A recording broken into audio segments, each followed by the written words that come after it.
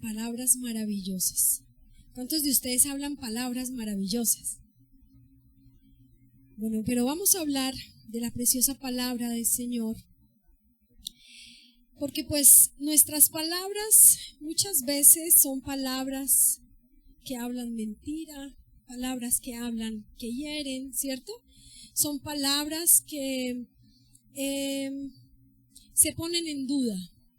Pero hay una palabra que nunca se podrá poner en duda, que nunca hablará mentira, y es la palabra del Señor. Amén. Dice el Salmo 138:2, porque has engrandecido tu nombre y tu palabra sobre todas las cosas. Mateo 4:4 dice, escrito está, no solo de pan vive el hombre, sino de toda palabra que sale de la boca de Dios. La palabra de Dios tiene un valor incalculable. ¿Por qué? Porque el Señor, cuando determina una palabra sobre alguien, independientemente quién sea ese alguien, el Señor ya no se echa atrás. Él dice, ya la dije, y Él por su grandeza y por la veracidad de su palabra, la cumple. No por nosotros, sino por quien es Él y el valor que tiene su palabra.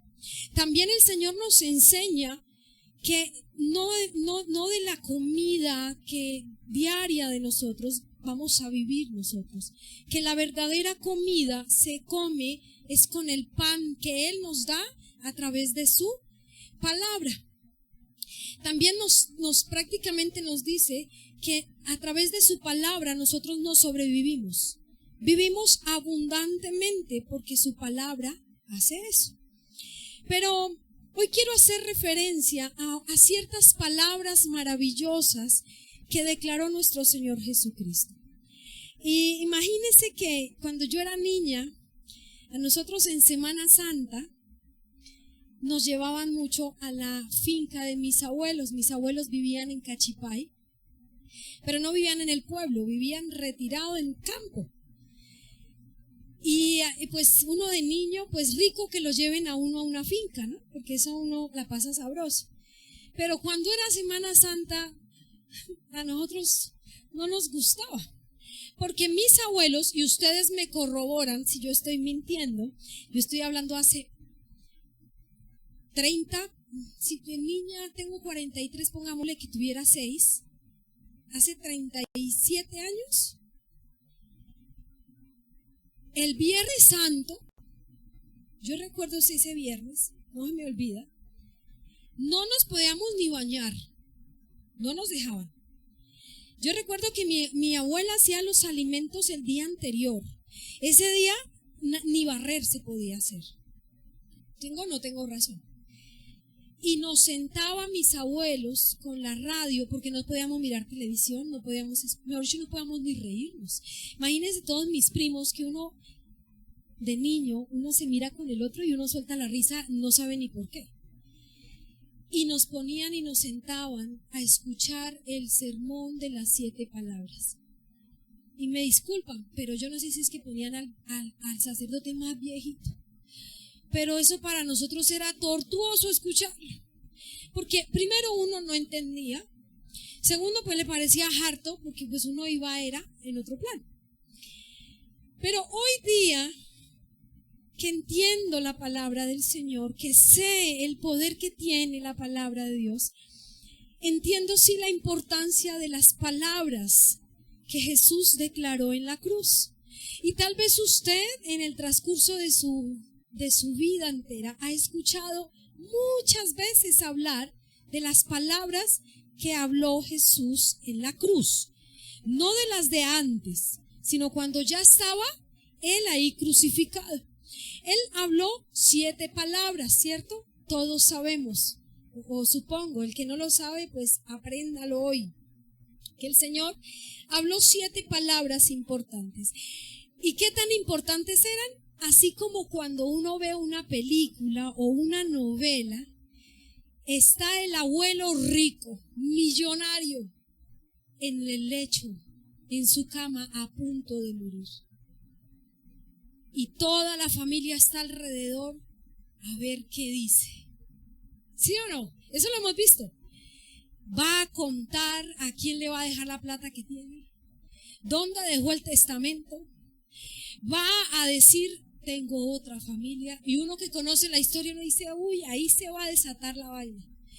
Y yo no sé qué tanto, pero sí son valiosas las palabras de una persona que está a punto de fallecer. Tanto que hay gente que en medio de eso, el casi que va a morir le hace prometer al que está bien algo específico y esa persona dice, yo se lo prometí, yo lo tengo que cumplir, así ya haya fallecido, ¿sí o no? Entonces sí, a nivel de nosotros es importante las palabras que da una persona que está a punto de fallecer. Imagínense las palabras de Jesús, porque era una palabra de poder la que él daba, lo que hacía o lo que hizo en el mundo. Y vamos a hablar sobre esas palabras. Y quiero que vayamos al libro de Lucas en el capítulo 23 del versículo 26 al 49. Dice la preciosa palabra. Es largo el texto, pero lo vamos a leer. Dice, y llevándole tomaron a cierto Simón de Cirene que venía del campo y le pusieron encima la cruz para que la llevase tras Jesús. Y le seguía gran multitud del pueblo y de mujeres que lloraban y hacían lamentación por él. Pero Jesús, vuelto hacia ellas, les dijo, hijas de Jerusalén, no lloréis por mí, sino llorad por vosotras mismas y por vuestros hijos. Porque he aquí, vendrán días en que dirán, bienaventuradas las estériles y los vientres que no concibieron y los pechos que no criaron. Entonces comenzarán a decir a los montes, caed sobre nosotros, y a los collados cubridnos. Porque si en el árbol verde hacen estas cosas, en el seco, ¿qué no se hará? Llevaban también con él a otros dos, que eran malhechores. Casi nosotros los distinguimos como los ladrones, ¿cierto? Dice, para ser muertos. Y cuando llegaron al lugar llamado de la calavera, le crucificaron allí. Y a los malhechores, uno a la derecha y otro a la izquierda. Y Jesús decía, ya estaba crucificado, ¿no? Padre, perdónalos, porque no saben lo que hacen. Y repartieron entre sí sus vestidos echando suertes. Voy a parar un momentico aquí, quiero hacer algo específico. El Señor ya estaba clamando y pidiendo perdón por todo aquel que se burló y se estaba burlando de él. Él ya estaba profiriendo una palabra pidiendo perdón por nosotros. Sin haber nacido ya lo habíamos ofendido al Señor. Y mire para quién iban estas palabras. Y dice, sigue el otro versículo. Y el pueblo estaba mirando y aún los gobernantes, ¿qué estaban haciendo? Se burlaban de él diciendo, a otro salvó, sálvese a sí mismo, si este es el Cristo, el escogido de Dios. Los soldados también le escarnecían, acercándose y presentándole vinagre tras del hecho que le doliera más, ¿no? Y diciendo, si tú eres el rey de los judíos, sálvate a ti mismo. Había también sobre él un título escrito con letras griegas, latinas y hebreas, y eso lo hicieron en son de mofarse de él. Pero fue una realidad, donde dice, este es el rey de los judíos. Y uno de los malhechores que estaba colgados le injuriaba, o sea, también estaba hablando mal de él, diciendo, si tú eres el Cristo, sálvate a ti mismo y a nosotros. Respondiendo el otro le reprendió diciendo, ¿ni aún temes tú a Dios estando en la misma condenación? Nosotros a la verdad justamente padecemos porque recibimos lo que merecieron nuestros hechos. Mas ningún mal hizo. Y dijo a Jesús, acuérdate de mí cuando vengas en tu reino. Entonces Jesús le dijo, de cierto te digo que hoy estarás conmigo en el paraíso. Cuando era como la hora sexta, hubo tinieblas sobre toda la tierra hasta la hora novena. Y el sol se oscureció y el velo del templo se rasgó por la mitad. Entonces Jesús, clamando a gran voz, dijo, Padre, en tus manos encomiendo mi espíritu. Y habiendo dicho esto, expiró. Cuando el centurión vio lo que había acontecido, dio gloria a Dios, diciendo verdaderamente este hombre era justo. Y toda la multitud de los que estaban presentes en este espectáculo, viendo lo que había acontecido, se volvían golpeándose el pecho. Pero todos sus conocidos y las mujeres que le habían seguido desde Galilea estaban lejos mirando estas cosas. Y va a cerrar usted sus ojos y le va a decir al Señor: yo quiero hoy escuchar tus palabras maravillosas, Señor.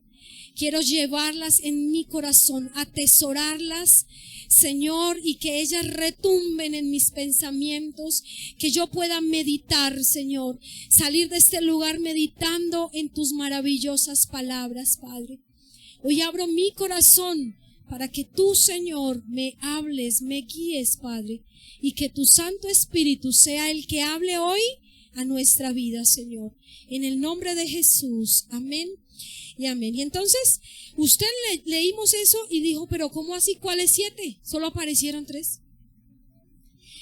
Y yo no sé usted, pero si uno ve noticias, algo pasó en China y allá está Caracol, RCN, está Telepacífico, La Costa, están todos los periodistas, ¿cierto? El CNN, está New York Times, están todos los reporteros, porque está pasando algo. Y cuando Jesús era un acontecimiento tremendo, porque a él ya lo conocían, a él también le llegaron reporteros. Y como no todos los reporteros cuentan todo, entonces uno tiene que escuchar varias noticias para poder entender todo. Pues sucede que hubo 4 reporteros ahí. Entonces el libro de Lucas solamente contó 3 de las frases, pero lo que fue Mateo, Marcos y Juan contaron otras, y por eso se dio a conocer las 7 palabras. ¿De qué manera? En los libros de Mateo y Marcos se registra la frase: Dios mío, ¿por qué me has abandonado? En el libro de Lucas, que acabamos de leer, se registra: Padre, perdónalos, no saben lo que hacen. De cierto te digo que hoy mismo estarás conmigo en el paraíso. Y Padre, en tus manos encomiendo mi espíritu. En el libro de Juan se registra: mujer, he aquí a tu hijo, a su discípulo, he aquí a tu madre. Tengo sed y consumado es. Estas 7 palabras tal vez usted no las va a encontrar cronológicamente, pero al hacer un estudio de ellas podemos determinar en qué momento él las declaró. ¿Sí? Según el horario de lo que sucedió la muerte de nuestro Señor Jesucristo, se determina que todo pasó a partir de las 9 de la mañana. Pero de 9 a 12 él habló las 3 primeras palabras. Después de las 12 a las 3 hubo una profunda oscuridad en la tierra. Eso está escrito en la palabra. Y después de las 3 nuestro Señor dijo las 4 frases siguientes, las 4 palabras. Así que hoy vamos a hablar y analizar lo que Él quería realmente hacer al haber hablado esas palabras, digamos que en el lecho de su muerte, que era la cruz. Lo primero que Él habló, la primera palabra fue: Padre, perdónalos, no saben lo que hacen. Al igual que Job, Jesús sabía que la mano divina de Dios estaba en todo. En lo que estaba aconteciendo, él sabía que Dios había puesto su mano ahí. Ellos tal vez muchos años en el cielo pasaron hablando eso: te vas a morir, mijo, y bien terrible. Y él sabía que iba a sufrir de esa manera. Jesús sabía que su mismo padre estaba enterrando el puñal que Abraham no tuvo que enterrar en su hijo Isaac. Yo no sé si usted al leer la palabra ha entendido que desde el momento en que Adán y Eva pecaron, el Señor empezó ya a hablarnos de salvación. Porque cuando cayó la maldición, dice la palabra que maldijo a la serpiente y le dijo: ahora va a haber una guerra entre la mujer y tú, la iglesia y tú. Una mujer llamada María, porque iba a tener un hijo, y ahí ya nos estaba hablando de salvación. Si usted va más adelantico, Abraham, el Señor mostró que cuando le mandó a sacrificar a su hijo, no se lo permitió, pero envió ¿a quién? a un cordero. El Cordero de Dios para nosotros fue nuestro Señor Jesucristo. Estaba hablando de salvación. Cuando pasó lo de Noé, la barca era el lugar de salvación. El Señor le dijo, invite a toda la humanidad que se meta ahí. Pues no quisieron, pero estaba hablando de salvación. Y por tanto Jesús sabía todo esto, ¿cierto? Pero Jesús, siendo tan grande, tan tierno de su corazón, aún sabiendo que su Padre estaba tras este plan, le sigue llamando Padre. Háganos a uno algo malo y uno ya hasta le habla feo y sí, levanta su voz porque no está de acuerdo. Pero Jesús en su nobleza sigue diciéndole a él Padre, a pesar de la condición en la que él estaba. Y seguido de sus labios sale esta hermosa frase que dice, perdónalos, pero no es una exclamación por quedar bien, ¿sí? Porque los que lo están viendo, sino es una exclamación tan real, tan de Jesús, que corresponde a su tierno y fiel corazón. Dios Hijo encarnado en una cruz pide al Padre que nos perdone, y es la manera en que Él se muestra como único mediador ante el Padre. No hay otro, el único mediador. Y Jesús lo habló y Él dijo, todo lo que pidierais al Padre en mi nombre os será dado, ¿cierto? Pero Jesús no solo lo habló, lo demostró en la cruz. Dijo, esto que yo estoy haciendo es lo único que podrá haber una relación entre Dios y la humanidad. Se mostró como mediador sobre nosotros. Aparte de ver estas palabras como palabras de bendición, son palabras que deben de hacer que nuestro corazón de verdad se quebrante y se humille ante Él, de ver tanto amor hacia nosotros. Porque nosotros somos los que merecíamos el castigo, no Él. Pero aún así Él desde un comienzo, Él está diciendo, yo sé que los de ICC Hechos el domingo, hoy aquí estamos, domingo 9, muchos de ellos ya pecaron, pero perdónalo, Señor. Él ya estaba hace 2023 años pidiendo perdón por nosotros. Bendito sea mi Jesús, amén. Esta actitud hace que lo admiremos. A través de esta imagen podríamos decir que nos parecemos más a los que estaban allí hablando. Nosotros éramos más los ladrones de al lado que no Él. Y por eso Él estaba pidiendo perdón por nosotros. La segunda frase que vemos allí es, de cierto te digo que hoy estarás conmigo en el paraíso. Esta segunda frase o palabras fueron dadas desde la cruz, propiciadas por el malhechor, ¿cierto? El que le había dicho, cuando estés en tu reino, acuérdate de mí. Y vemos que un hombre que merecía estar en ese lugar fue sorprendido al llegar al reino de los cielos ese mismo día con Jesús. Y yo les contaba que a mí me mandaron un video de un muchacho, no sé qué es él, contando una historia, y yo la quiero traer a colación porque eso es así. Donde decían que llegó un hombre al cielo, y este hombre, pues todos en el cielo, wow, llegó uno, y tú, ¿de qué iglesia vienes? Y él, ¿iglesia? No, ¿cuál iglesia? ¿Cómo así? O sea, usted no iba a la iglesia. Y no, yo no sé, yo nunca he ido a la iglesia. Pero entonces, ¿tú qué eras? Es que eras un profeta, pastor, maestro. ¿Qué eras tú? No, ¿eso qué es? Yo no sé. Y todos hablando, pero bueno, y es que usted bendecía mucho a la gente. Usted le dijo, no, si antes yo lo que les hacía era un mal. Y entonces todos, ¿pero qué hace en el cielo? Dijo, no, pues yo lo único que sé es que hoy, esta mañana, a un hombre al que yo le dije que se acordara de mí y me llevara a su reino, y aquí estoy. Jesús nos está mostrando que no depende de nosotros, depende de Él. Jesús está mostrando la veracidad de su palabra cuando nos dijo a nosotros, cuando le conocimos, si crees en mí, toda tu casa será salva. Nos está mostrando eso. Yo escribí ese pasaje porque ese es el pasaje en el que yo me aferro todos los días para orarle a mi Señor por mi familia.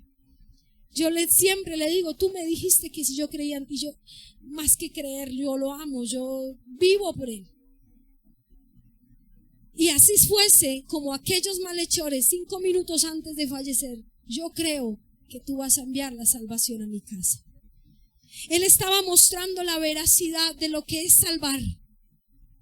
Porque a veces nosotros pretendemos mostrarnos como los ángeles, los santos para ser salvos, y nadie es salvo por obras, es por gracia.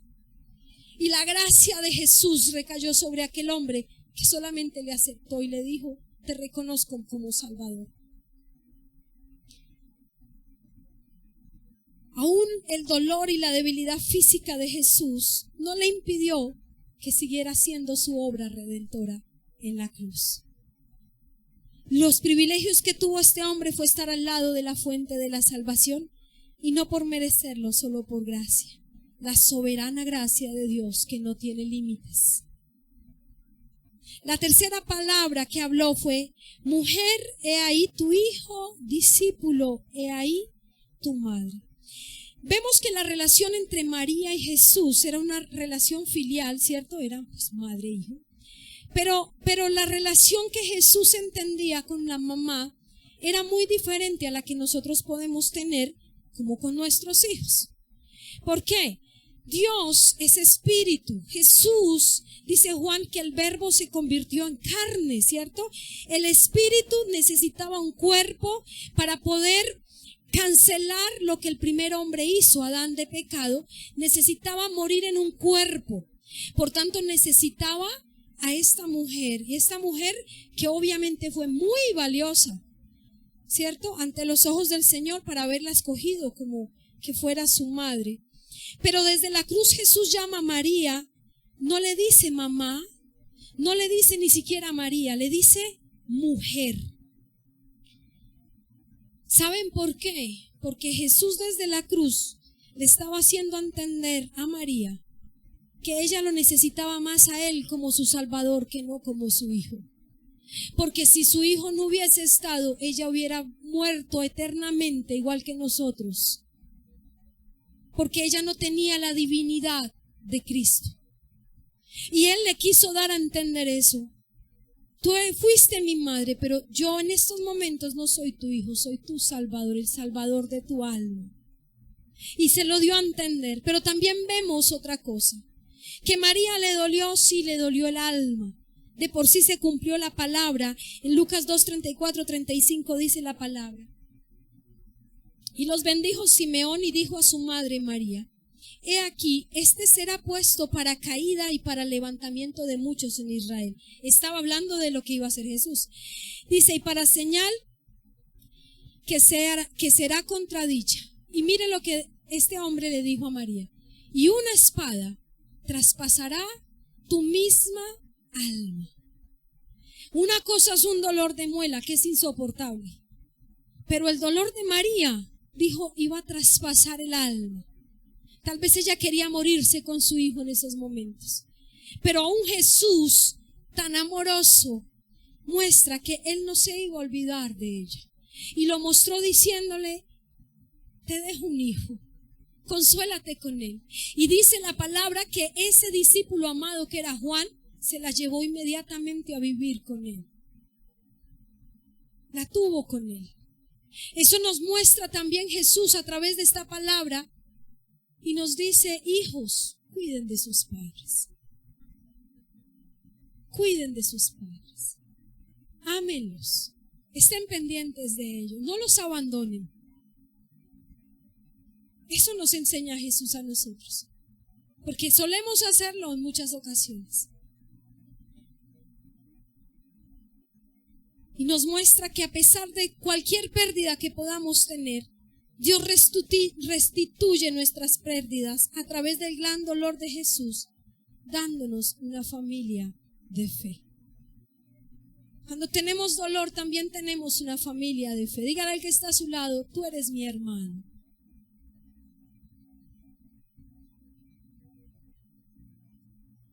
Y ahorita va y le dice a la salida, bueno, entonces yo me voy a ir a vivir a su casa. No vaya a hacer eso. La cuarta palabra dice, Dijo el Señor, bueno, estas fueron las 3 primeras antes del tiempo de oscuridad, ¿cierto? Dice que después de estas 3 palabras llegaron 3 horas de oscuridad terribles, terribles. Un momento en que aquí las palabras pesan. Vea, yo creo que Dios cubrió la tierra en oscuridad, mostrando el gran dolor que le estaba padeciendo de separarse de su hijo. Porque aun cuando Jesús ya estaba en la tierra, ellos seguían siendo uno, porque Jesús lo dijo, somos uno con mi Padre. Pero él sabía que al llevarse todos los pecados de la humanidad, Dios ya no podía estar cerca de él. Aun cuando lo amara demasiado, él no podía estar, porque Dios no habita en el pecado, no puede. Su santidad no se lo permite. Y entonces Dios demostró ese profundo dolor, quebranto de él. Yo creo que sus lágrimas se vieron en esa oscuridad, diciendo, me voy a tener que separar de mi hijo. Voy a tener que abandonarlo porque no puedo acercarme a él. Y entonces es cuando allí, porque en esa oscuridad Dios ya dijo, ya no puedo estar más a tu lado. Y fue cuando Jesús exclamó la 4ª palabra diciendo, Elí, Elí, lama sabactani, Dios mío, ¿por qué me has desamparado? Y si viéramos a Jesús en esa escena tan dolorosa, porque yo creo que Jesús en el ministerio recibió palabras, vituperios, acusaciones, maltratos, de camino a ser crucificado. Lo laceraron, le pusieron una corona de espinas en su cabeza, lo escupieron, lo golpearon terriblemente. Y Jesús tal vez había llorado antes en el huerto de Getsemaní, pero para él el dolor más grande de su alma era ya no estar cerca a su Padre. Para él perder a su Padre era perderlo todo. Y por eso él hace esa exclamación. Y tal vez nosotros, imagínense, hay mucha gente que tal vez estando ahí le diría, ¿ese era el Dios que usted predicaba? Lo dejó abandonado en una cruz. Lo tiró, lo usó y lo tiró. Y tal vez, si no más, a veces nosotros cuando pasamos tiempos de angustia, de tribulación, donde no sentimos a Dios, a veces nos atrevemos a decir, Señor, ¿por qué me has dejado solo en esta situación? ¿Qué sería Jesús cuando realmente él sí sabía que el Padre no estaba con él?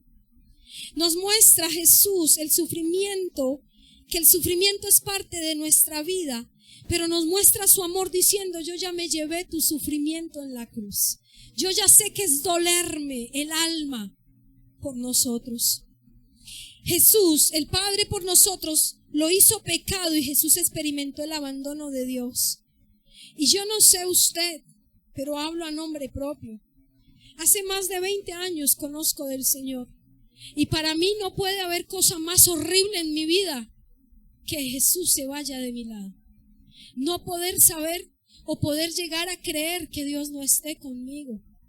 David hizo una exclamación en el Salmo 51 cuando él la embarró terriblemente, cayó en pecado. Él siendo rey tenía dinero, mujeres, todo lo que quisiera, pero él hace una exclamación en el Salmo 51 y le dijo, Señor, quítame todo, pero no me quites tu Santo Espíritu, porque él sabía lo valioso que es tenerlo a él. Y eso es algo que el Señor quiere expresarnos, Jesús quiere expresarnos, que sin nosotros, sin él, no viviremos, porque él es quien nos da vida eterna, no hay otro, que si no lo tenemos a él tendremos una muerte eterna, no tendremos vida. La 5ª palabra que declaró el Señor fue dijo, tengo sed. Y tal vez mucha gente dirá, pero pues obviamente, ¿cómo no va a tener sed? Ha perdido cantidad de sangre, lo pusieron a cargar la cruz, un montón de camino. Lógico que tiene sed. Pero Jesús aún allí también nos quiso enseñar algo. Esta palabra de tengo sed, el Señor la habla Porque hoy día hay mucha gente que dice, no, pero es que eso, ¿quién más lo podía soportar? Solo Él, porque no es que era el mismo Dios. Pero Jesús quería mostrarnos que Él también era humano. Él quería mostrarnos su humanidad. Él quería mostrarnos y decir, yo también padecí sed. Pero esta frase de tengo sed nos permite ver el cumplimiento de las Escrituras. Cuando en Salmo 69, 21 dice, me pusieron además y Él por comida y en mi sed me dieron a beber vinagre. Tengo sed, lo dijo como evidencia de su necesidad física. Pero vea otra cosa. En Él ya había una necesidad espiritual porque Dios ya no estaba con Él. Y Él, si uno mira, dice, Jesús habló y dijo, yo soy la fuente de agua viva. Si tú bebes de mi agua, nunca más tendrás sed. Eso lo dijo Jesús, se lo dijo a la samaritana. Pero en esos momentos Él estaba teniendo sed de su Padre, porque ya no lo tenía. Él en esos momentos estaba seco. Él en esos momentos estaba desesperado. No por el agua que le pudiera propiciar la gente, sino por el agua que le propiciaba su Padre a Él.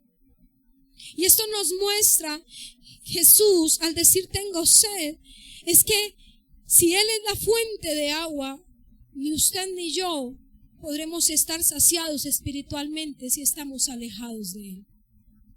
Las circunstancias, el dolor, las tribulaciones, las angustias, la escasez, muchas cosas nos hacen a veces alejarnos de Jesús. Pero Jesús nos dice a nosotros, pero tú sin mí no vas a saciar. Así tú lo quieras buscar en la familia, en hombres, en mujeres, en dinero, en trabajo, tú no te vas a saciar por más que lo tengas todo. Porque la única fuente que tú tienes que tener es a Jesús. Y eso nos mostraba Él ahí diciendo, tengo sed. Sin el Señor nosotros seremos secos espiritualmente. No tendremos nada. No nos animará nada porque siempre habrá la necesidad de beber de su palabra, de beber de Él. Juan 4:14 dice, mas el que bebiere del agua que yo le daré, no tendrá sed jamás, sino que el agua que yo le daré será en él una fuente de agua que salte para vida eterna. Tengo sed significa que solamente Él nos puede propiciar la vida eterna cuando bebemos de Él. Nadie más.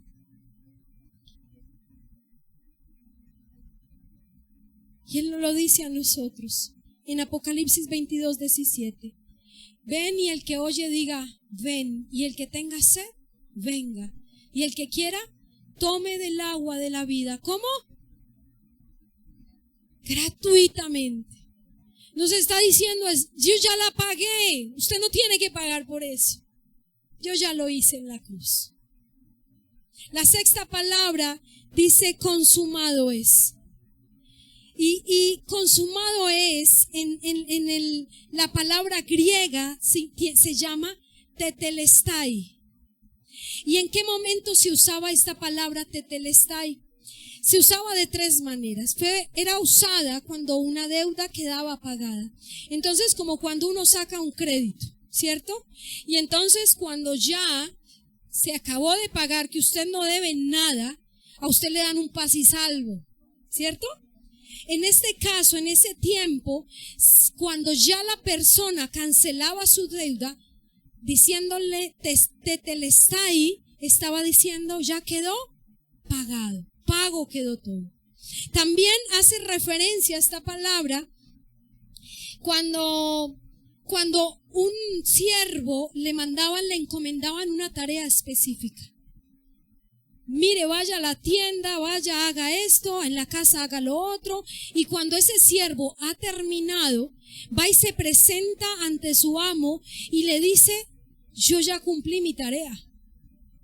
Entonces el amo le dice, tetelestai, o sea, ya hizo su obra, ya hizo lo que se le encomendó. Pero también se usaba en ese tiempo,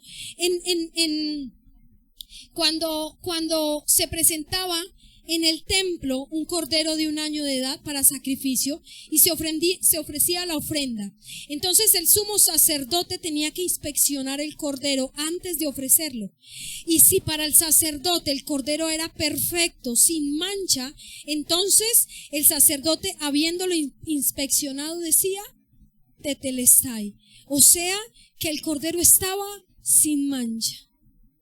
Y la palabra de Dios dice que el cordero inmolado de nosotros es Jesús.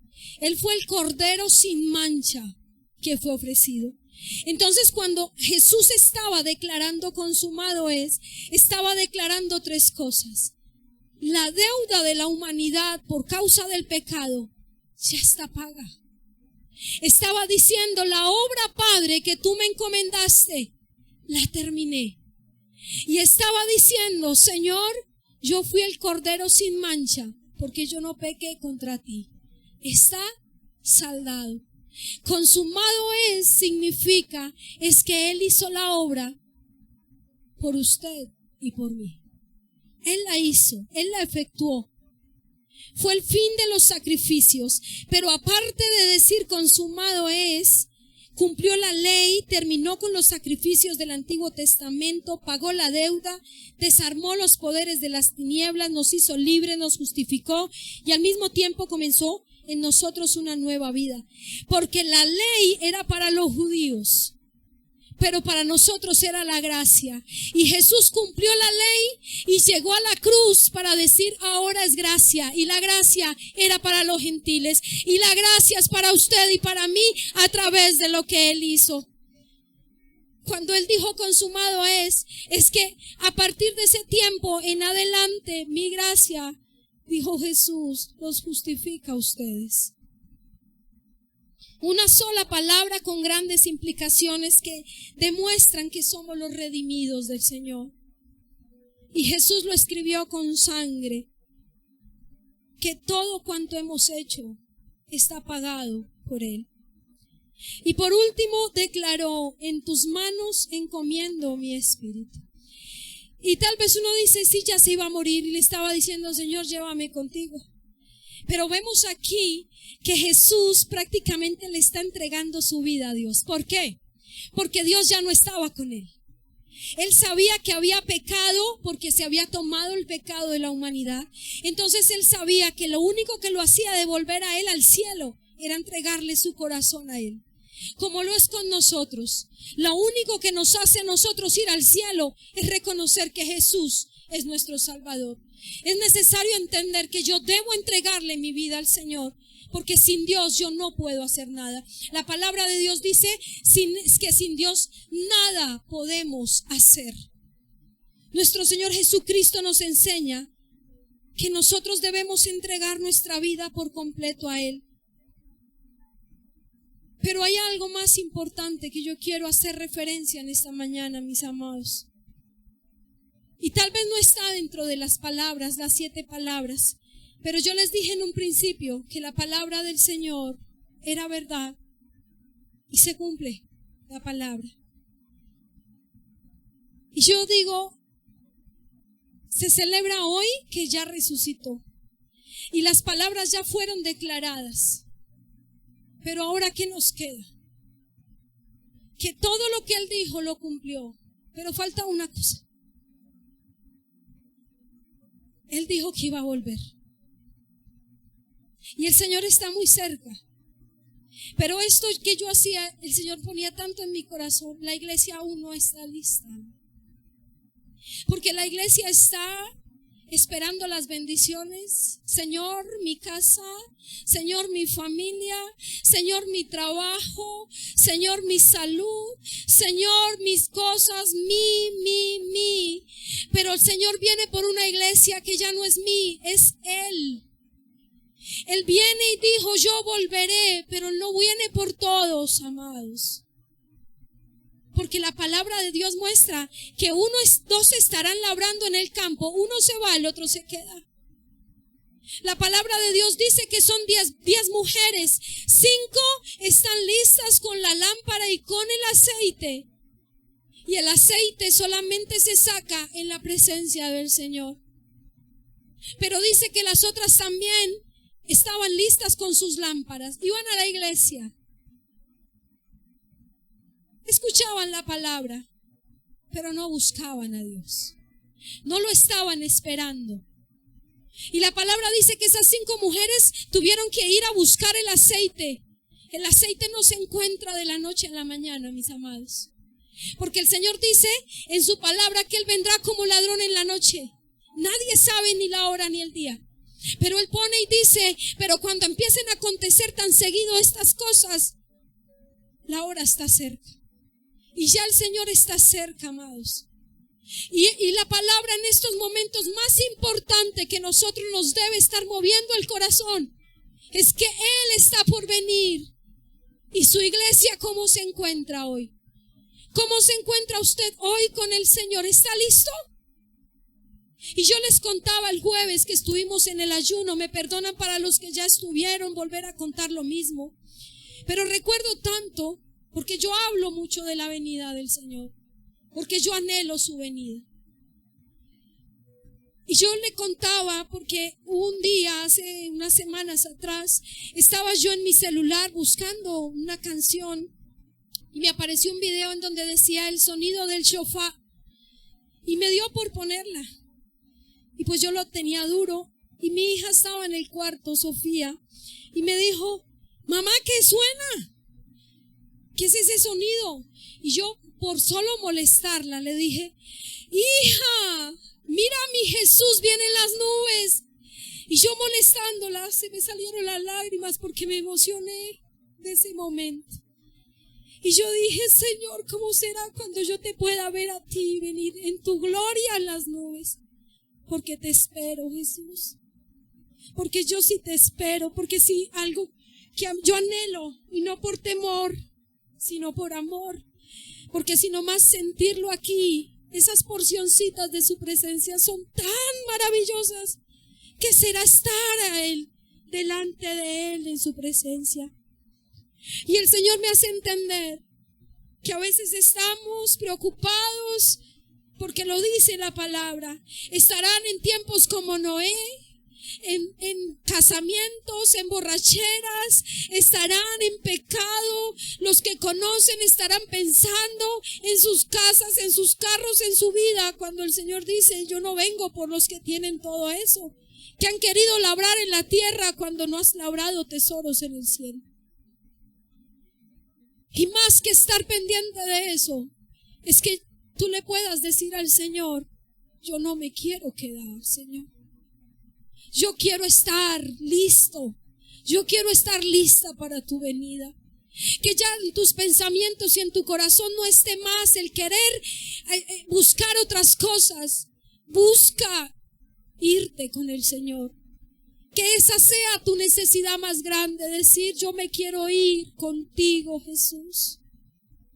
Que mientras tú me tengas en esta tierra, mi mayor deseo sea irme contigo y no quedarme tan solo porque no quiero buscar tu presencia. Y yo le invito a usted a que se ponga sobre sus pies y que en esta mañana, si usted logró entender lo que Jesús hoy quiso hablar a su corazón, usted pueda ser sincero con Él. Realmente aquí ninguno puede decir cómo es la relación suya con el Padre. Aquí nadie puede determinar qué tanto usted busca al Señor, qué tanto usted tiene ese aceite en esa lámpara. Tiene la lámpara porque ya conoce a Cristo. Tiene la lámpara porque ya viene a la iglesia. Tiene la lámpara porque tiene una Biblia en su casa. Pero ¿cómo está tu aceite? ¿Cómo está el anhelo por el Señor? Y eso solo lo sabes tú y el Padre. Solo el Padre sabe qué tanto tú machacas todos los días esa oliva para buscar su presencia. Y que tal vez usted no espere al Señor por temor y lo haga porque le da miedo quedarse, sino que realmente su corazón esté deseoso por poder estar en su presencia, adorándolo todo el tiempo, diciéndole cuánto lo ama. Él hizo cumplimiento de todas sus palabras cuando estuvo en la tierra. Pero esa última, que aún falta por cumplir de su venida, es el anhelo que la iglesia debe tener. Y por tanto yo le invito a usted en esta mañana que ore a Él y le diga a Él: Señor, tal vez, no sé si tú lo has estado anhelando, pero si no ha sido así, dile: enséñame a anhelar tu venida, a buscar tu presencia más que cualquier otra cosa, a buscar tu presencia, Espíritu Santo, más que estar queriendo otras cosas, Jesús. Buscarte a ti, Señor. Que si tal vez en ti no había el anhelo de estarlo esperando, dile al Padre: pon en mí el deseo de esperarte, Señor, porque ese mismo deseo me va a llevar todos los días a buscar tu rostro y tu presencia. Hoy te pido, Padre del cielo, que bendigas a tu iglesia. Señor, que la palabra, Señor, que fue hoy dada por ti, llegue a sus almas, a sus corazones, que quede grabada en sus mentes, Señor, y que todos los días, Señor, retumbe en su mente: tú estás cerca, Jesús, y quiero estar preparado para tu venida. Dile a Él: enséñame a morir a todo lo que yo amo más que a ti, aún hasta sus propios hijos, su propia casa, aún aferrados a un dolor, aferrados a una riqueza. Dile: Señor, enséñame a morir allí, Señor, porque los que ya están con Él están disfrutando, pero ¿qué de nosotros? Señor, hoy bendigo a tus hijos, a los que escuchamos hoy, Dios, tu palabra, tu preciosa palabra, papá, que realmente seamos esa iglesia, porque tu palabra dice que vienes por una iglesia sin mancha y sin arruga, como lo fuiste tú, Cordero Santo, que estás sentado a la diestra del Padre. Enséñame a andar, Señor, Padre precioso, buscándote todo el tiempo. Enséñanos, Señor, que seamos la iglesia que tú anhelas, que tú deseas y que quieres llevarte, Jesús. Hoy los bendigo, Padre precioso, y que tu palabra taladre, Señor, en lo más profundo de ellos, Jesús. Yo te doy gracias en el nombre de tu precioso Hijo Jesucristo. Amén y amén.